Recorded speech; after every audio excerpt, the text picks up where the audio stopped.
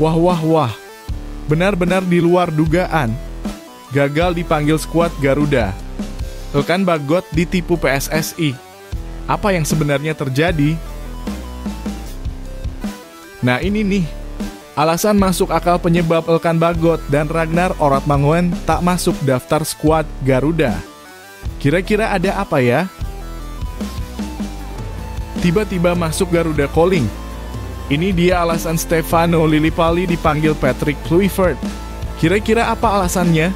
Yuk saksikan beritanya hingga selesai.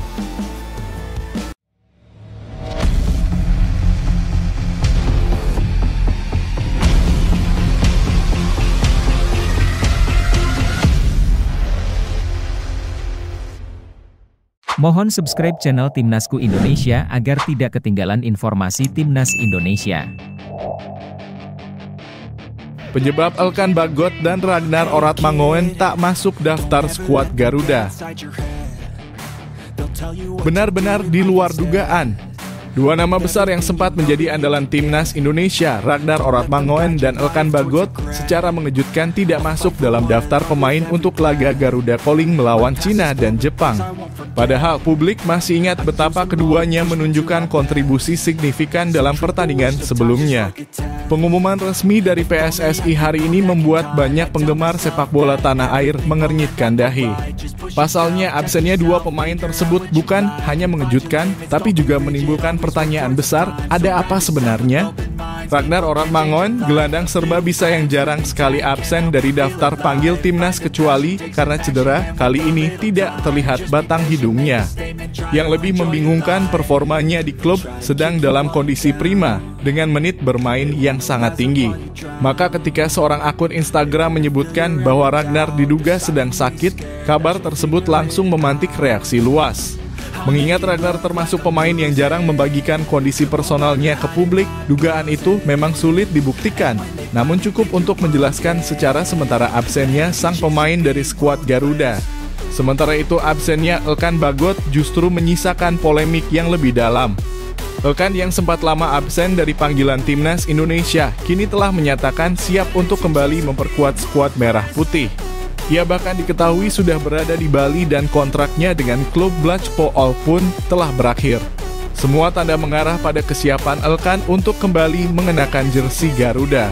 Tapi kenyataannya namanya tetap tak muncul dalam daftar panggil. Hal ini sontak memicu berbagai spekulasi, mulai dari persoalan pribadi dengan federasi hingga kemungkinan hukuman diam-diam dari PSSI karena absensinya di masa lalu. Nama ketua PSSI Erick Thohir bahkan ikut terseret dalam pusaran dugaan publik. Ada yang menilai Elkan mungkin tengah diberi efek jera atas sikapnya yang kerap absen dari panggilan sebelumnya. Namun hingga kini belum ada klarifikasi resmi baik dari PSSI maupun dari Elkan sendiri. Ketidakjelasan ini justru memperbesar rasa penasaran netizen yang menilai keputusan ini tidak transparan dan perlu penjelasan lebih terbuka. Dengan absennya Ragnar dan Elkan, kekuatan timnas tentu dipertanyakan, terlebih dua laga penting melawan Cina dan Jepang sudah menanti. Apakah ini murni keputusan pelatih berdasarkan strategi? Ataukah ada sesuatu di balik layar yang tidak diketahui publik? Bagaimana menurut kamu? Apakah alasan tidak dipanggilnya Ragnar Oratmangoen dan Elkan Bagot bisa dibenarkan? Atau justru ini jadi bukti ada masalah internal yang lebih serius di tubuh Timnas Indonesia? Tulis pendapatmu di kolom komentar.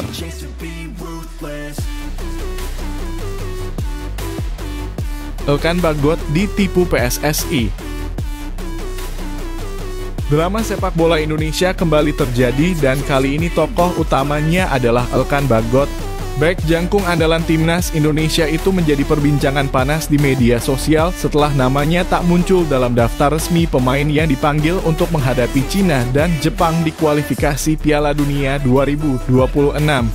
Yang membuat semuanya semakin mengejutkan, Elkan sebenarnya sudah lebih dulu datang ke Bali untuk mengikuti pemusatan latihan atau training camp dalam kurung TC. Lalu, mengapa namanya tidak masuk dalam daftar resmi PSSI? Sejak beberapa hari terakhir, Elkan Bagot diketahui sudah tiba lebih awal di Bali. Bahkan dalam pernyataan resminya, Elkan mengaku bahwa ia datang karena mendapat panggilan untuk mengikuti TC bersama Timnas Indonesia. Banyak fans yang sempat antusias berharap sang bek bisa kembali memperkuat Garuda setelah cukup lama absen dari skuad. Namun kenyataannya pahit, nama Elkan tak ada di daftar Garuda Calling yang diumumkan oleh PSSI dan pelatih Patrick Kluivert. Pengumuman ini sontak memicu ledakan emosi di jagat maya. Netizen merasa bahwa Elkan telah dipermainkan, bahkan disebut-sebut ditipu oleh federasi. Bagaimana bisa seorang pemain datang dari luar negeri sudah bersiap diri, bahkan menegaskan bahwa dirinya dipanggil untuk TC, tapi kemudian tidak masuk dalam daftar resmi? Ini mah dikerjain Elkannya, tulis salah satu netizen. Siapa yang panggil Elkan? Komentar lainnya dengan nada heran. Kekecewaan publik bukan tanpa alasan. Elkan Bagot adalah sosok yang dinanti-nanti kembalinya, terutama di tengah krisis lini belakang yang dialami Timnas. Fisiknya yang kokoh, visi bermain yang luas, dan pengalamannya di luar negeri menjadi modal penting yang seharusnya tak disia-siakan. Justru ketika ia sudah siap dan menunjukkan niat baik untuk kembali, ia malah digantung tanpa kejelasan. Apakah ini hanya miskomunikasi internal PSSI? Atau ada agenda tertentu yang belum diketahui publik?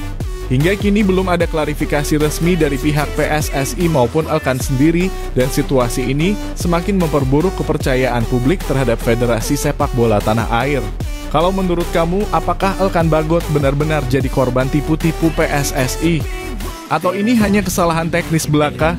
Tulis pendapatmu di kolom komentar. Suara kamu penting untuk masa depan sepak bola Indonesia.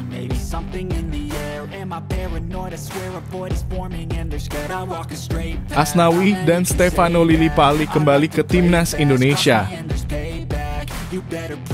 Kabar gembira datang dari pemusatan latihan Timnas Indonesia jelang laga penting kualifikasi Piala Dunia 2026 melawan Cina dan Jepang. Dua nama yang cukup lama dinantikan, Asnawi Mangkualam dan Stefano Lillipali, akhirnya kembali masuk dalam daftar pemanggilan resmi dari PSSI. Mereka akan bergabung bersama 30 pemain lainnya dalam TC yang dimulai pada 26 Mei di Bali. Namun kembalinya dua pemain ini bukan tanpa cerita menarik, terutama bagi Asnawi yang kini berpotensi absen membela ASEAN All Stars melawan Manchester United di laga eksibisi yang dinanti-nantikan. Asnawi sebelumnya sempat membuat heboh ketika namanya tak masuk dalam daftar Timnas pada Maret lalu. Padahal performanya di Liga Thailand bersama klubnya tergolong cemerlang. Banyak netizen yang kecewa kala itu mempertanyakan alasan absennya sang bek kanan andalan. Kini ketika ia kembali dipanggil ke Timnas, peluangnya tampil di laga eksklusif ASEAN All Stars versus MU pun terancam batal. Pasalnya, jadwal TC dan pertandingan Timnas bersinggungan dengan agenda laga eksibisi tersebut. Bila Asnawi masuk daftar 23 besar, ia akan lebih diprioritaskan membela merah putih ketimbang pertandingan hiburan. Di sisi lain, Stefano Lillipali pun membawa angin segar dengan kembalinya ia ke skuad Garuda. Terakhir kali ia membela Timnas adalah tahun lalu saat menghadapi Turkmenistan. Kini di usia matang dan performa yang tetap stabil di Liga 1, Lillipali diharapkan bisa menjadi pemain serbaguna di lini serang. Namun jalan Lillipali tak akan mudah karena persaingan di sektor depan begitu ketat. Nama-nama seperti Rafael Struijk, Egy Maulana, hingga Sananta akan jadi saingan utama dalam memperebutkan tempat di skuad inti. Kembalinya dua pemain senior ini jelas menjadi kabar baik bagi penggemar sepak bola tanah air. Namun di sisi lain, keputusan ini juga menimbulkan dilema. Khususnya bagi fans Asnawi yang berharap melihat idolanya bertanding melawan klub sekelas Manchester United, harus menerima kenyataan bahwa sang kapten bisa saja absen demi memperkuat negaranya. Bagaimana menurutmu? Apakah kamu setuju Asnawi lebih baik membela Timnas daripada tampil di laga ASEAN All Stars versus MU? Atau sebaliknya? Yuk, tuliskan pendapatmu di kolom komentar.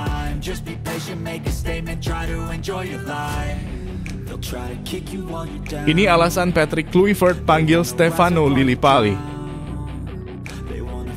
Kabar mengejutkan sekaligus menggembirakan datang dari daftar pemanggilan resmi Timnas Indonesia yang diumumkan PSSI pada 18 Mei 2025. Dari total 32 nama pemain yang dipanggil pelatih Patrick Kluivert untuk menghadapi laga penting kontra Cina dan Jepang di kualifikasi Piala Dunia 2026. Satu nama senior menarik perhatian publik, Stefano Lillipali. Pemain berusia 35 tahun ini akhirnya kembali mengenakan seragam Garuda setelah 2 tahun absen. Terakhir kali Lillipali memperkuat timnas pada laga uji coba melawan Burundi pada Maret 2023. Comeback ini tentu bukan keputusan yang sembarangan dari Patrick Kluivert, pelatih asal Belanda yang kini memegang kendali penuh atas skuad merah putih. Lantas, apa alasan dibalik kembalinya Lillipali?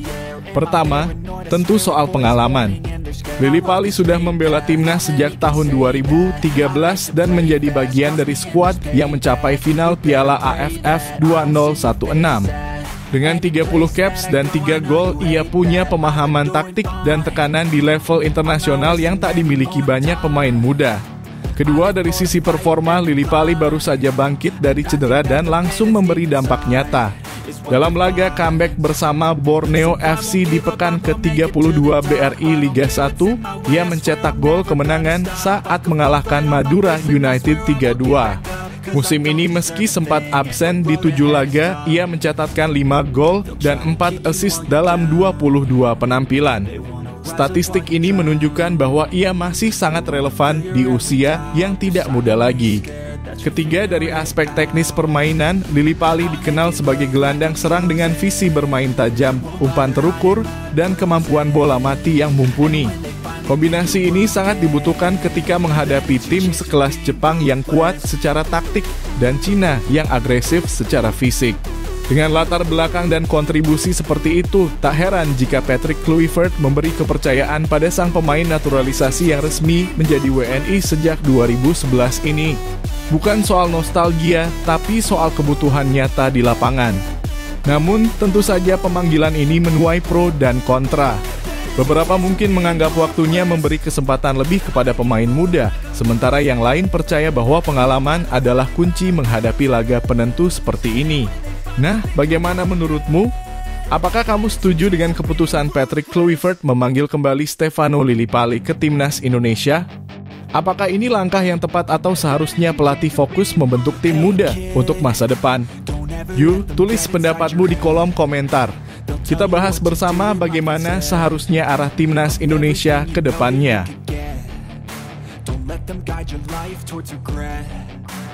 Indonesia dan negara mungil dapat kabar baik dari FIFA. Kabar mengejutkan datang dari Kongres FIFA ke-75 yang digelar pekan ini di Paraguay. Tanpa banyak rumor sebelumnya, Presiden FIFA Gianni Infantino membuka peluang besar yang benar-benar di luar dugaan. Piala Dunia 2030 bisa saja diikuti oleh 64 negara peserta. Ya, kamu tidak salah dengar 64 negara. Ini akan jadi rekor sepanjang sejarah sekaligus perayaan akbar 100 tahun gelaran turnamen paling bergengsi di jagat sepak bola. Sebagai catatan, jumlah peserta Piala Dunia sebelumnya hanya 32 negara dan akan ditingkatkan menjadi 48 negara pada edisi 2026 mendatang di Amerika Serikat, Kanada, dan Meksiko. Tapi kini FIFA tampaknya ingin memberikan kejutan lebih besar untuk merayakan 1 abad Piala Dunia. Usulan ini pertama kali disuarakan oleh Presiden CONMEBOL Alejandro Dominguez yang menganggap bahwa perayaan 100 tahun harus dilakukan dengan cara yang benar-benar spesial. Ia ingin negara-negara kecil, bukan hanya raksasa sepak bola, mendapat panggung di ajang bergengsi ini. Dan yang mengejutkan, Presiden FIFA menyambut usulan ini dengan sangat positif. Infantino mengatakan bahwa semua ide patut dipertimbangkan demi merayakan momen historis ini. Ia bahkan menyebut ini bisa menjadi selebrasi yang sebenarnya. Lalu apa artinya ini bagi Indonesia dan negara-negara kecil lainnya? Jika Piala Dunia benar-benar diperluas menjadi 64 tim, maka peluang timnas Indonesia untuk lolos ke Piala Dunia meningkat drastis. Saat ini Garuda berada di posisi 4 klasemen, sementara grup C di kualifikasi Piala Dunia 2026 zona Asia. Dalam format saat ini, posisi keempat belum menjamin tiket lolos. Tapi jika format 64 negara diterapkan, posisi itu bisa jadi langsung berbuah tiket ke putaran final. Tak hanya Indonesia, negara-negara kecil di Asia, Afrika, Karibia, hingga Oseania juga akan mendapatkan peluang emas yang selama ini hanya menjadi mimpi. Tentu saja, wacana ini masih dalam tahap pembahasan. Tapi sinyal kuat dari FIFA dan antusiasme berbagai federasi menunjukkan bahwa peluangnya sangat nyata. Nah, sekarang giliran kamu. Bagaimana pendapatmu tentang ide Piala Dunia diikuti 64 negara? Apakah kamu setuju agar Indonesia mendapat lebih banyak peluang tampil di level dunia? Atau kamu justru khawatir kualitas turnamen akan menurun karena terlalu banyak peserta? Tulis pendapatmu di kolom komentar.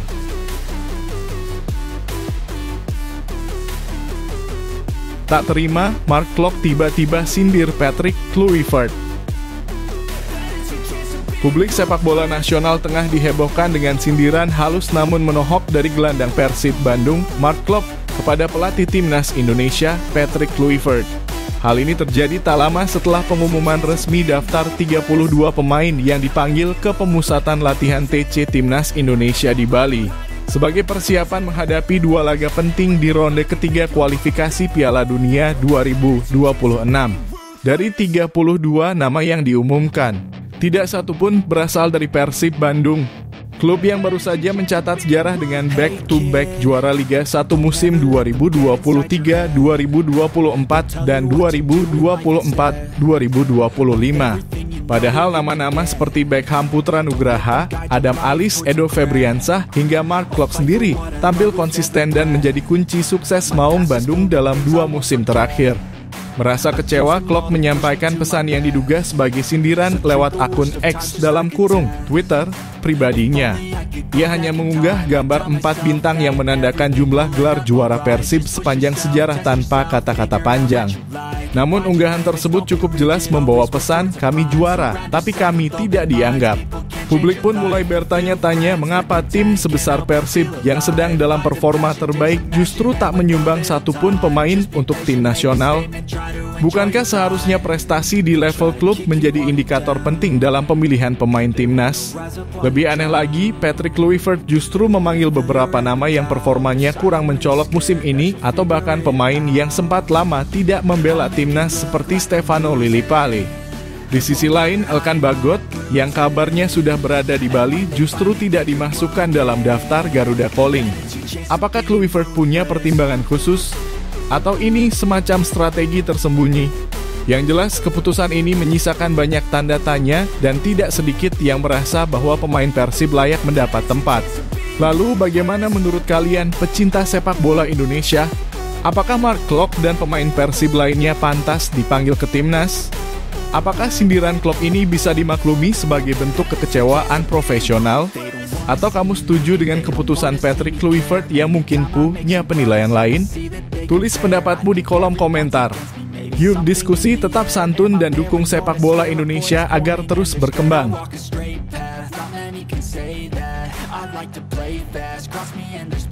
Patrick Kluivert sudah siap latih timnas Indonesia. Setelah lama menjadi teka-teki dan menimbulkan berbagai spekulasi di kalangan pecinta sepak bola nasional, akhirnya kabar menggembirakan datang, Patrick Kluivert kini resmi berada di Indonesia. Sosok pelatih asal Belanda ini akhirnya menjawab semua keraguan publik setelah sebelumnya santer diisukan tak kunjung melatih timnas Indonesia secara langsung. Kini dengan kehadirannya di Jakarta, Kluivert menunjukkan keseriusannya untuk membawa Garuda terbang lebih tinggi di pentas Asia bahkan dunia. Dalam pernyataannya melalui akun Instagram pribadinya, Patrick Kluivert 9, ia menegaskan kebahagiaannya kembali ke tanah air untuk memulai persiapan penting pemusatan latihan timnas Indonesia di Bali mulai 26 Mei 2025. Dalam rangka menghadapi dua laga krusial di grup C kualifikasi Piala Dunia 2026 zona Asia. Dengan nada optimis, Kluivert berkata senang bisa kembali ke Indonesia dan bersiap menghadapi babak penting berikutnya. Yang menarik, dua asisten andalannya Alex Pastoor dan Denny Lanzaat juga telah mendarat di Jakarta. Tim pelatih lengkap ini membawa angin segar bagi perjuangan timnas Indonesia. Bahkan sejumlah pemain seperti Marcelino Ferdinand, Asnawi Mangkualam, dan Elkan Bagot sudah lebih dulu berada di Bali, diduga untuk beradaptasi lebih awal menjelang TC resmi. Pertarungan yang paling dinanti adalah saat Timnas Indonesia menjamu Cina di Stadion Utama Gelora Bung Karno (SUGBK) pada 5 Juni 2025. Pertandingan ini menjadi titik balik penting. Tak berlebihan jika para supporter berharap Kluivert bisa membantai Cina di laga panas tersebut. Apalagi hanya 5 hari berselang Garuda akan bertandang ke Jepang dalam laga pamungkas grup C yang tak kalah berat.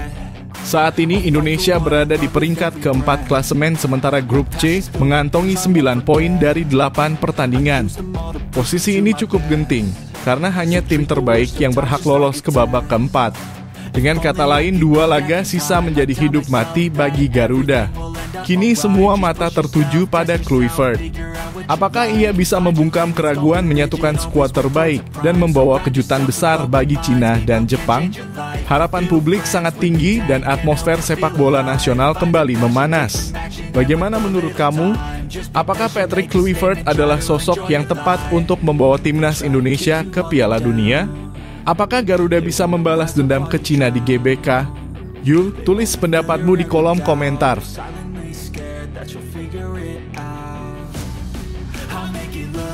Patrick Kluivert dibuat senang dengan keputusan AFC untungkan timnas Indonesia. Jelang laga penting melawan Cina pada 5 Juni 2025 di Stadion Utama Gelora Bung Karno, Jakarta, timnas Indonesia mendapatkan angin segar. Keputusan terbaru dari Konfederasi Sepak Bola Asia (AFC) diyakini akan memberi keuntungan bagi skuad Garuda. Pelatih timnas Indonesia, Patrick Kluivert, pun diyakini menyambut kabar ini dengan penuh antusias. Pasalnya AFC telah menunjuk wasit asal Uzbekistan, Rustam Lutfullin, untuk memimpin duel krusial ini. Bukan tanpa alasan penunjukan ini disebut menguntungkan. Lutfullin memiliki rekam jejak apik setiap kali memimpin pertandingan yang melibatkan timnas Indonesia. Dalam 2 laga terakhir yang dipimpin oleh Lutfullin di ajang kualifikasi Piala Dunia 2026 zona Asia, Indonesia berhasil meraih kemenangan meyakinkan. Pertama, kemenangan 2-0 atas Filipina di SUGBK pada Juni 2024 berkat gol Tom Haye dan Rizky Ridho. Kemenangan ini menjadi langkah penting yang mengantar Indonesia ke putaran ketiga. Kedua, saat menghadapi Arab Saudi pada November 2024. Timnas kembali menang 2-0 lewat 2 gol dari Marcelino Ferdinand, sebuah penampilan solid meski diwarnai kartu merah untuk Justin Hubner. Hal ini menunjukkan bahwa Lutfullin memang tegas, namun tetap adil dan tidak merugikan skuad merah putih secara hasil. Selain di level senior, Lutfullin juga pernah memimpin laga timnas Indonesia U20 di kualifikasi Piala Asia U20 tahun 2022. Kala itu timnas U20 menang telak 5-1 atas Hong Kong, dan Marcelino kembali menjadi sorotan dengan 2 golnya. Menariknya, Marcelino telah mencetak 4 gol dalam laga-laga yang dipimpin Lutfullin. Sayangnya, ia harus absen melawan Cina akibat akumulasi kartu kuning. Meskipun kehilangan Marcelino menjadi kerugian tersendiri, Patrick Kluivert tetap punya alasan untuk optimistis. Tren kemenangan di bawah kepemimpinan Lutfullin bisa menjadi modal mental yang kuat bagi skuad Garuda. Bahkan wasit asal Uzbekistan ini tidak akan bekerja sendirian. Ia akan didampingi asisten wasit Sansar Soyusupov dan Alisher Usmanov, serta Asker Nadjavaliev sebagai wasit keempat. Teknologi VAR juga akan hadir, dipimpin oleh Firdavs Nursafarov. Laga melawan Cina menjadi penentu nasib timnas Indonesia untuk lolos ke putaran keempat kualifikasi Piala Dunia 2026. Setelah itu ujian berat lainnya menanti, yakni melawan Jepang di laga tandang. Maka dari itu kemenangan atas Cina adalah harga mati. Patrick Kluivert tentu berharap sejarah manis bersama Rustam Lutfullin bisa kembali terulang. Dukungan supporter, konsistensi pemain, dan keberuntungan dari sisi kepemimpinan wasit bisa jadi kombinasi yang membawa Indonesia selangkah lebih dekat ke impian tampil di Piala Dunia. Bagaimana menurut kamu? Apakah penunjukan wasit ini cukup membuat optimisme fans meningkat? Tulis pendapatmu di kolom komentar.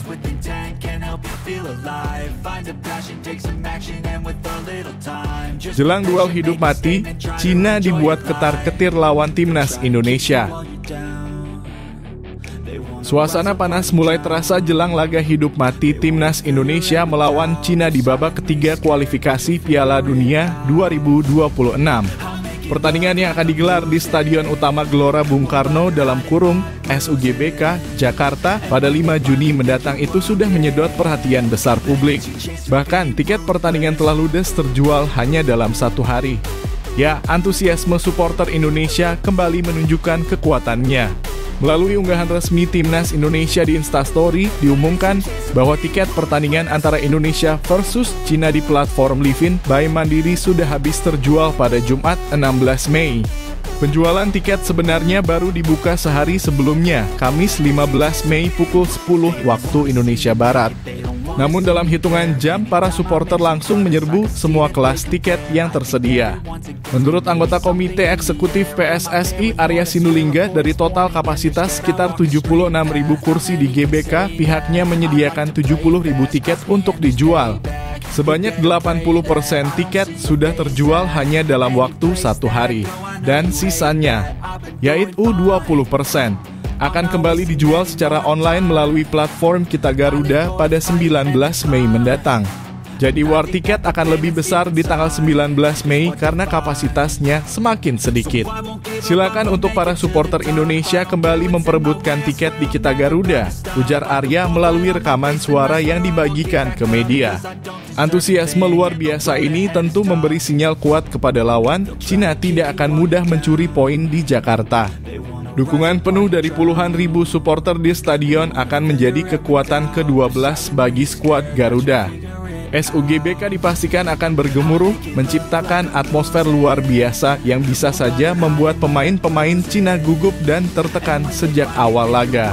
Tiket yang dijual juga hadir dalam berbagai kategori harga dari yang termurah Rp300.000 hingga tiket hospitality dengan harga tertinggi Rp1,75 juta.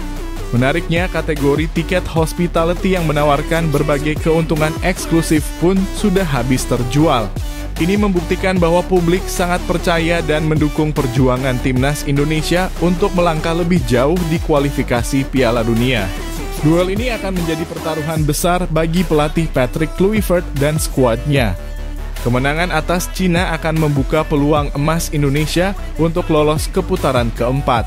Maka tak heran jika para supporter rela berebut tiket demi bisa memberi dukungan langsung dari tribun stadion. Bagaimana menurut kamu? Apakah atmosfer penuh di GBK nanti bisa menjadi mimpi buruk bagi Cina? Yuk, tulis pendapatmu di kolom komentar dan beri dukungan untuk Timnas Indonesia.